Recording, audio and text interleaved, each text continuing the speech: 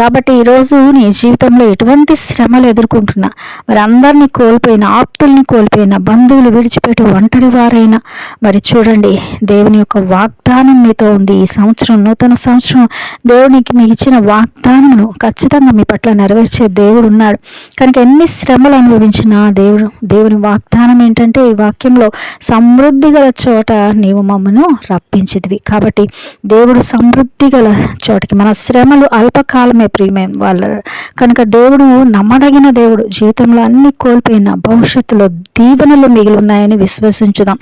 ఒంటరి జీవితంలో, మరి విసికి వేసారిపోయిన జీవితంలో ఒకవేళ ఉంటే భవిష్యత్తులో ఖచ్చితంగా మరి రాబో దినంలో, ఈ సంవత్సరంలో దీవెనలను దేవుడు నాకు ఇస్తాడు, ఈ పరిస్థితులన్నిటి నుంచి నాకు విడుదలను ఇస్తాడు అనే ఒక యోబు లాంటి నిరీక్షణ, మరి అన్నీ కోల్పోయిన మరి పరిస్థితులు, ఇజ్రాయెల్ ప్రజలకున్న ఆ విశ్వాసము, నిరీక్షణ, మరి అబ్రహాము విశ్వాసం, యాకోబు విశ్వాసం, ఇస్సాకు గొప్ప గొప్ప భక్తులు, మరి దావీదు మహాభక్తుడు ఎన్నో శ్రమలు, ఎన్నో నిందలు ఎన్నో అనుభవించిన మరి దేవునికి ప్రియుడుగా జీవించాడు. కాబట్టి అటువంటి నిరీక్షణ కలిగి మరి భవిష్యత్తులో ప్రభు ఇచ్చే ఆ మిగిలిన ఆ దీవెనల కొరకు మరి ఎదురు చూస్తూ ఈ జీవిత ప్రయాణంలో ముందుకు కొనసాగిపోవాలని దేవుడిచ్చిన మాటలను బట్టి దేవునికి